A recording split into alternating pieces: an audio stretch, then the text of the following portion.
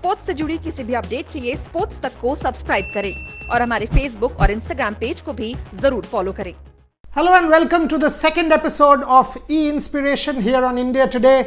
I've got a very special guest with me, one of the best batters in the world at this point in time, someone who we love watching when he plays the IPL, back as skipper of his IPL side, and we will, if the IPL happens in September, October, November rather, we will welcome him back in India with open arms, and someone who we will face when we travel down under for the bilateral series.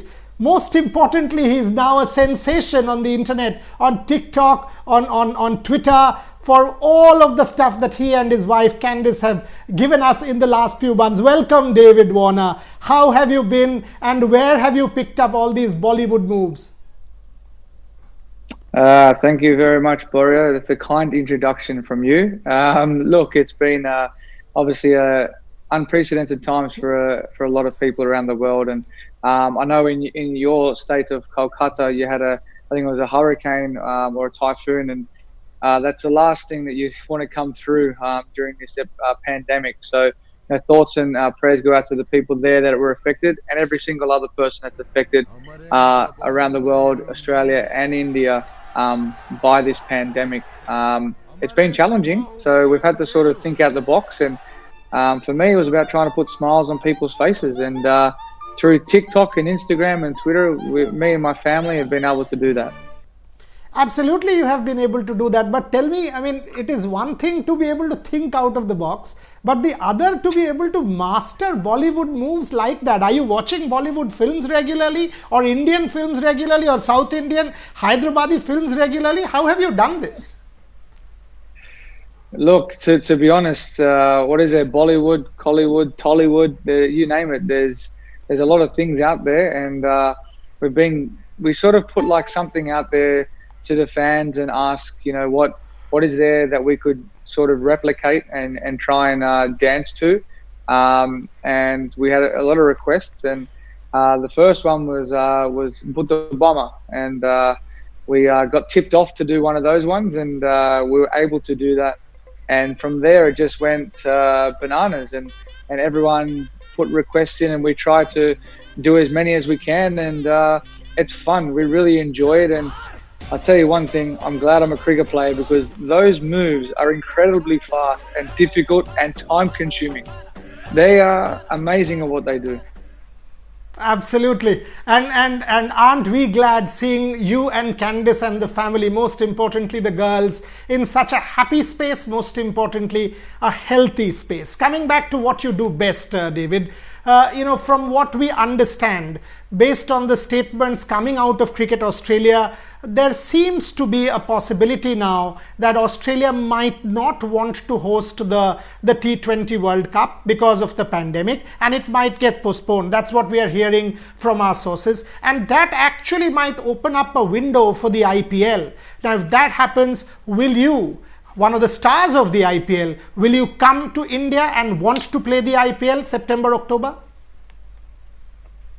Look, there's been a lot of talk about the World Cup being postponed, and the challenges around getting every single nation that participates in the World Cup into Australia, given the fact that we have the quarantine for 14 days. But nevertheless, it's about making sure that we're restricting the chances of COVID outbreaking back into Australia. So those restrictions are in place at the moment with the Australian government, and we have to obviously abide by those rules, and obviously the decision we await from the ICC.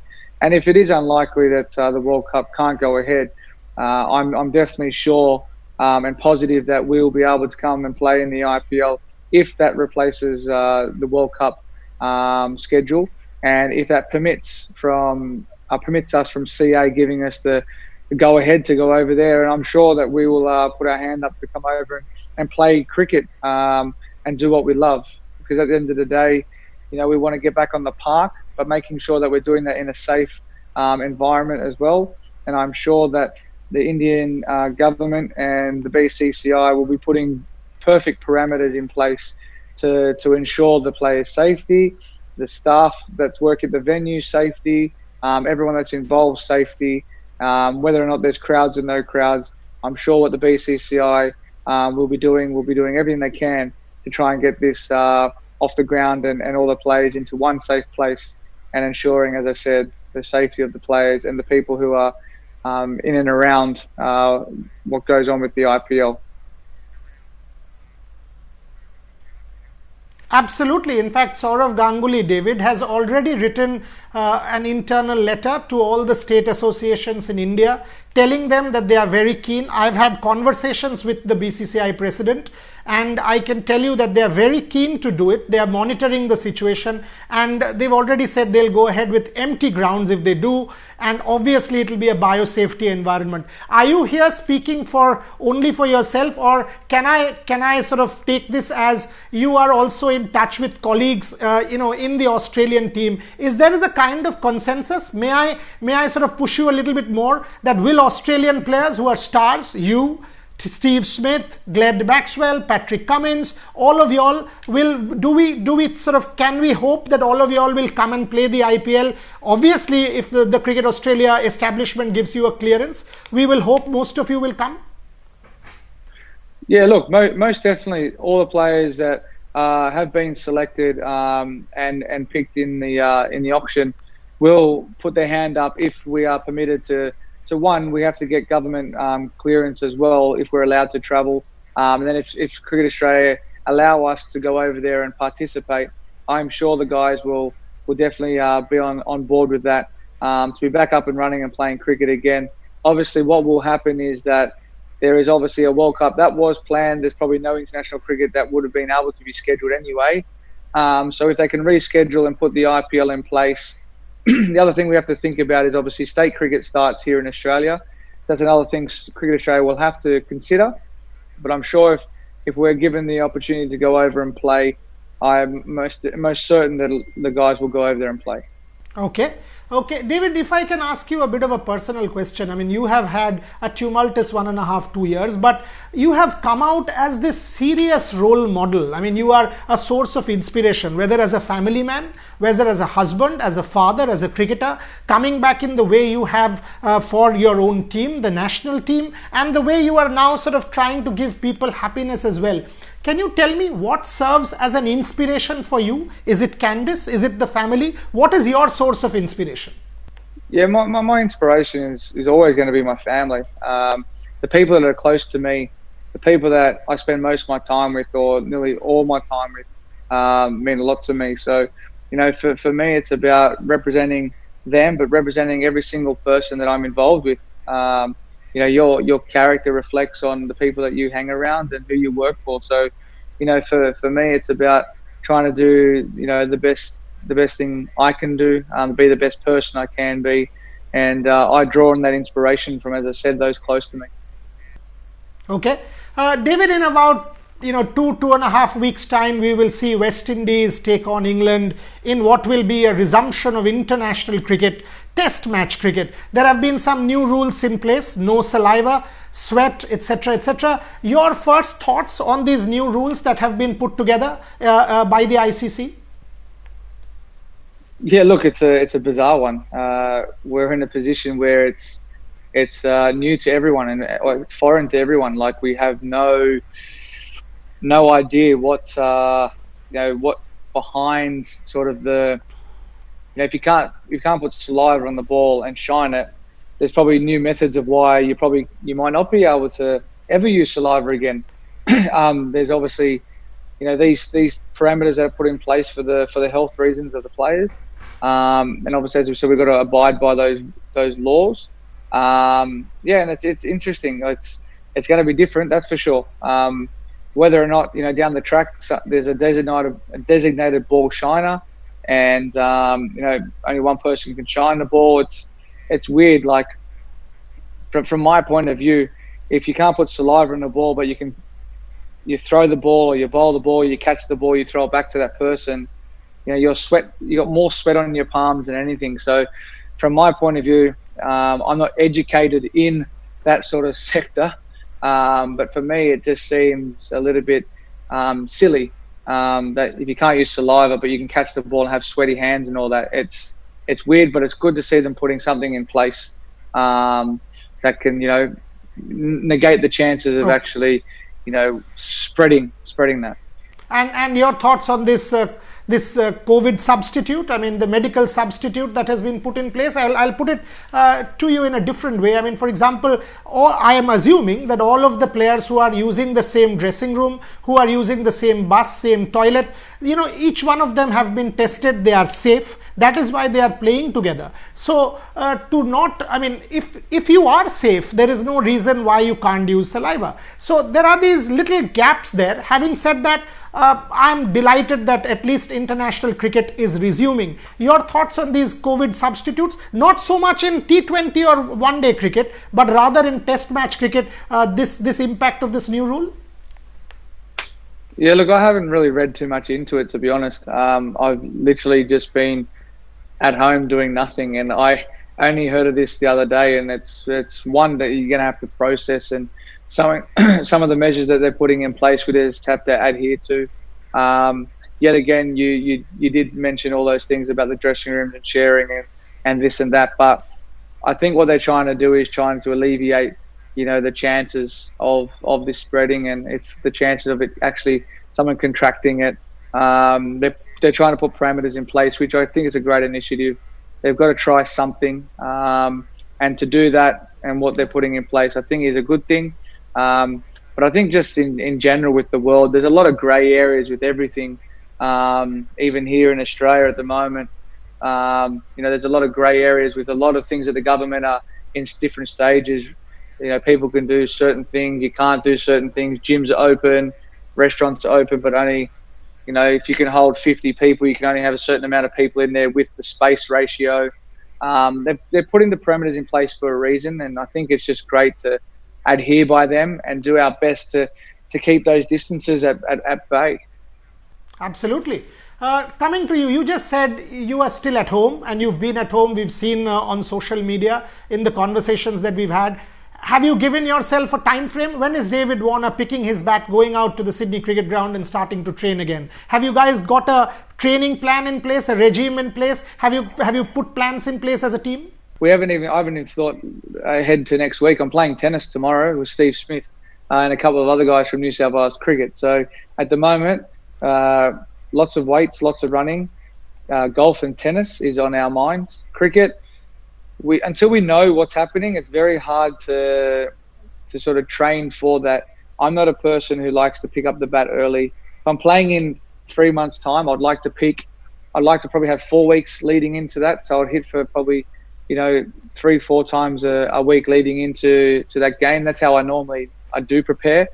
So at this point in time, I haven't picked up a cricket bat for, I don't know. I mean, in having a hit in the nets, I haven't had a hit since South Africa. Sorry, not South Africa, since I played New Zealand here, the last one-day game. That's the last time I picked up a bat and played competitive cricket. So if it's so be it, comes to September and that's when that's the first hit that we have in the game, then that's what it is. But we have to wait and see. One thing that is now pretty much on, and fingers crossed nothing will happen in Australia to stop it anymore, is the India series. I mean, the whole world will be waiting to watch that particular series, India v Australia. The last time we beat you in Australia, but that was without David Warner, without Steve Smith. Your thoughts on that massive Indian summer coming up in Australia? Look, it's going to be really, really exciting and great for cricket. To have Australia play India again in Australia, and after this pandemic, it'll be brilliant. It'll be very, very surreal if there's no crowds. We know what it's like to play with no crowds against New Zealand.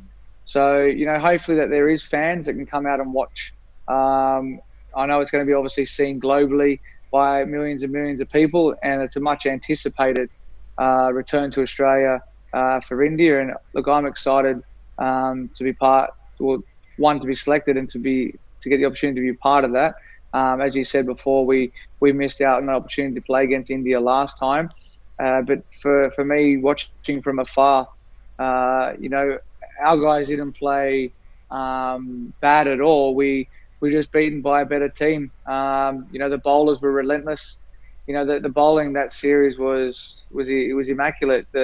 The guys did not leave the line of length, and it looked like you had a few of the boys' measures, but yet again, our guys, when we bowled really well. It was just key moments in the games that you lose that can turn the whole game. So, I felt that, the momentum shifted when Australia played in the Wacker, over in Perth, Optus Stadium, and we sort of got better there.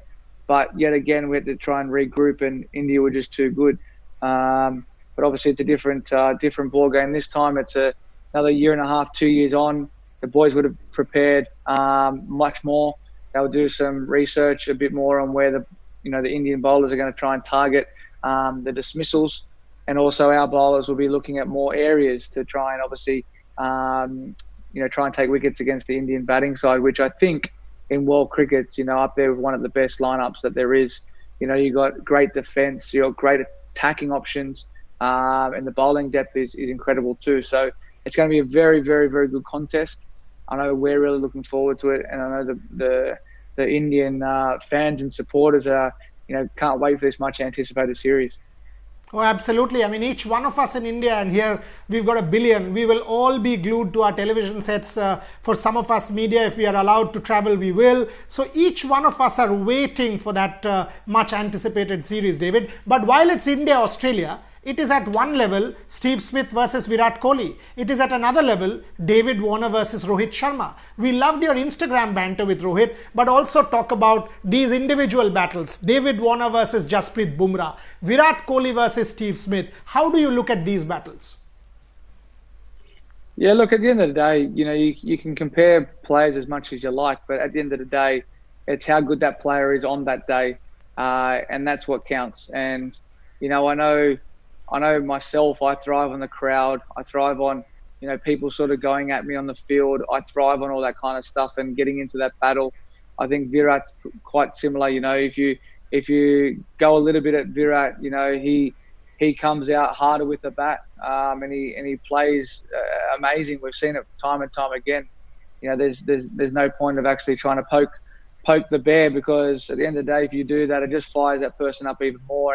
And that's what I try to do myself to get me going, is exactly that. So, in comparison with him and Smithy, look, they're obviously two of the best batters in the world across all three formats. And it's going to be a great battle between, them two, if that's what people are anticipating. And for us, it's about Australia versus India. We don't look at individual battles. If it is individual, it's bowler versus batter, and key areas to try and dismiss that batter. And at the end of the day, we have to do our research well. We know our line and lengths that we have to bowl here in Australia, use our conditions right, and hopefully, the contest is great between bat and ball, and it's a great spirit of cricket series as well. Two questions, David, on that. One, you mentioned that the crowd gets you going. I was delighted to hear from your Prime Minister that from 3rd of September, 25% crowd will be allowed in stadiums of 40 and under, which means 10,000 people can get into a cricket stadium. Now, if that is being said in June, chances are 2 months down the line, if Australia has control over the virus like it is, there might be even more people. So for the first time since this COVID pandemic ban, we might even see about 10-15,000 people watching the test matches. Now that'll make world cricket that much more exciting, with some thousand fans at least. Your thoughts on that? And the second question is, for the first time you will have a pink ball test between India and Australia. Thoughts on that? Yeah, look, that's fantastic that we can have 25% of the crowd. I think it's under 40,000, which is a bit different to the MCG holding 100. But I think at the end of the day, it's just exciting to see sport on TV back up again here with the rugby league, and people being able to go to the games. And as you said, at the end of the day, we're trying to restrict this virus and the outbreak again of a second wave. So first and foremost, that's what matters, controlling that. But when it comes to obviously cricket, and if we're able to have that crowd, it'll be fantastic to have people at the game. Obviously, there'll be a lot of biosecurity measures put in place, and just to have people watching will be fantastic. And on that pink ball, it's exciting. It's going to be great. I think it's very different when you're playing pink ball in different countries. I saw, I think a couple of years back in a Ranji Trophy, they tried it. or it might have been like a East versus West or something game with a pink ball in India, and it swung around like crazy. But I think the difference is here in Australia is that, you know, they've worked harder on the ball to keep the ball sort of harder for longer. The balls that we played with last year were great. They held up well. In the past, they've split. They've gone real soft, but I think the wickets that they produce are fantastic because it's great contest between bat and ball. And there's been a lot of talk about a lot of wickets fall at night. But I think what people don't realise is that at the end of your sort of, when you come to the end of the day, you know, between 80 and 90 overs, if the team's bowled well and they take 4 wickets in the last sort of 2 hours of the game, and you get 3-4 quick early wickets, it doesn't necessarily mean there's a lot of wickets that fall at night. It's just the fact that that's how the game pans out. You know, you can get some luck. And I think it's one of those things where people just assume that it's the best time to bowl. I also think sometimes it could be the best time to bat. The ball probably does a little bit too much. I know the game against New Zealand, the first one we ever played, wow, that swung and seemed like crazy. And it was great cricket. It was entertaining. Same thing that happened against England. It was windy for, I think, the first 2 days. The ball didn't swing at all. And then I think day 3 at night time, it was quite humid and there was no wind at all, and the ball swung around like crazy, and it was a completely different wicket. So they're the variables that you have with the day-night game, okay. And I think it's great for bat and ball. And as I said, your team, India and Australia, I think the bowling attacks are superb, and it's going to be awesome to watch. David, my final question, and I'm delighted. I've got to say I'm delighted that I'm able to ask this question. You are back as skipper. You are back as skipper of the Sunrisers Hyderabad, and I'm delighted for that. Thoughts on that? I'm pretty sure you are in touch with your team. So if the IPL does happen, and chances are it will, given the current scenario, if everything goes well, we will see David Warner back on the park, captaining his team after a hiatus. Thoughts on that as my closing question? Yeah, look, I'm extremely grateful to take the reins back again, and that's obviously a decision made by the franchise owners, and I think obviously talking to the coach and the people underneath as well. It's great to have that respect and have that opportunity once again. I know I had a good conversation with Kane prior to him taking over when I had that break, and you know, I thank him for doing that, and obviously Bhuvi as well for their outstanding efforts. And you know, we had a great leadership under both of them last year, with Kane missing a few games. But I'm really excited to lead the guys again. We're a big family franchise. It doesn't matter who leads, we're all leaders.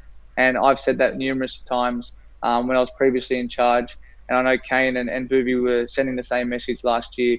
We are one big family. We're a great franchise. We're led by the most humble family that I've met. And you know, I can call them family because that's exactly who they are, and their values are incredible. And I'm just blessed and grateful to be part of the Sunrise family. And look, it's going to be great if we can get back on the park and get over there and play. It's going to be exciting. And look, obviously we've got to beat this pandemic and make sure we flatten this curve as much as we can, and try and get out there as fast as we can as well to put smiles on people's faces and you know, give everyone what they want in regards to playing the game of cricket. Fantastic. On that note, I mean, you've just said exactly what needs to be said. I mean, you've got to put smiles back on people's faces, flatten the curve. I'm sure we will. No pandemic ever has been able to beat human civilization. And we are seeing sport back. We are seeing football back. European leagues have already started. England, West Indies will start cricket. And I'm pretty sure with all going well, we will see the IPL. We will see David Warner in India captaining. And we will also see the India Tour of Australia, which I can't wait for. David, till that time, when I see you in India for the IPL and I come over to Australia to watch and celebrate that test series, you please keep entertaining us on social media. Learn more Bollywood, keep more dancing tricks up your sleeve, entertain us, but most importantly, stay healthy, stay safe, stay happy. And thank you very much for joining me on Inspiration.